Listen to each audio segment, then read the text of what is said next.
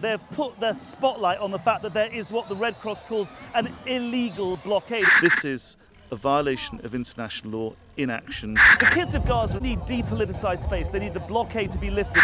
It's wonderful summer games. Here you have children just being children, having fun. The bulldozers, as the talks begin in New York, are demolishing the prospects of Palestinian statehood. Being a UN spokesman is about having a humanity yourself. That doesn't mean that you yourself become the story. I think it becomes, part of being what the UN stands for and embodying the UN values of compassion, of humanity, of dignity. The rights of Palestinians, even their children, are wholesale denied, and it's appalling.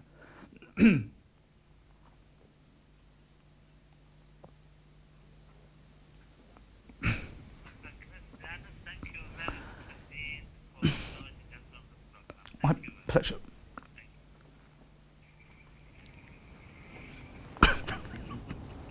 The day I burst into tears on television began very early when an UNRWA school in Gaza was hit and people were killed as they slept on the floor of a UN classroom. It was a very harrowing day.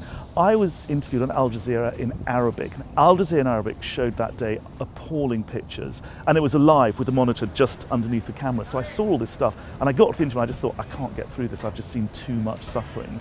And then when the interview was over, I broke down. So I put my head in my hands and wept uncontrollably, and the Al Jazeera cameraman carried on filming, didn't ask my permission. I had no idea. I thought it was a completely private moment of grief, and it was sent back to Doha, broadcast every hour at the top of the hour for the next day or so. It went viral. I had thousands of emails from people just saying it was so human and so authentic a moment, and coming from a UN official, it showed, I think, to the world that the indignation and outrage was real.